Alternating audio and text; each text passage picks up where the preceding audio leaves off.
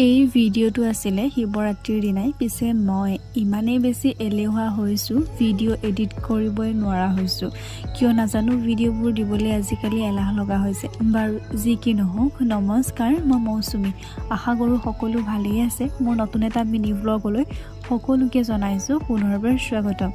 আপোনালোকো মোৰ দৰে হয় নেকি বাৰু বিৰাট বেছি যে এলাহ লাগে ভিডিওবোৰ এডিট কৰিবলৈ মই পিছে বহুত এলেহুৱা হৈছো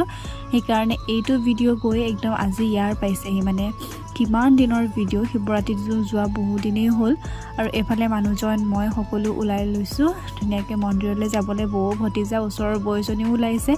আমাৰ ঘৰৰ পৰা মন্দিৰলৈ বৰ বেছি দূৰ নহয় বাৰু আৰু মোক আৰু মানুহজনক কেনেকুৱা লাগিছে এটা প্লিজ কমেন্ট কৰি জনাব বহু দিনৰ পিছত এই মিনি ব্লগটো আজিহে মই এডিট কৰিছো আমি আহি পালোহি মই কৈছিলৱে নহয় যে আমাৰ ঘৰৰ পৰা বৰ বেছি দূৰত নহয় আৰু এয়া ধুনীয়াকৈ মই গুটিখিনি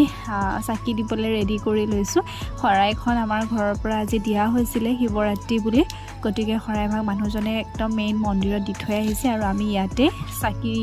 লগাব লৈছো লগতে ভতিজাটোও লগাইছে দেখিছেই নহয় আৰু আমি আহোতে ভক্তৰ ভিৰ ইমান নাছিলে কিয়নো আমি একদম পুৰা আবেলিৰ সময়ত গৈছিলো কাৰণ ইয়াতকে আৰু অকণমান দেৰিকে মানুহবোৰ আহে বাৰু তাৰ পিছত ধুনীয়াকৈ সেয়া সৎকা কৰি লৈ ফটো দিলে এয়া হৈছে আমাৰ পৰিয়ালৰ ককাই দেউতাৰ পিছতে সকলোকে অকণমান দেখুৱাই দিছো আৰু কাৰণ লাহে লাহে ভক্ত আহিবলৈ লৈছে তাৰ পিছতে মই এনেদৰে অকণমান ক্লিপ ললো কেনেকুৱা লাগিছে এটা কমেন্ট কৰি জনাব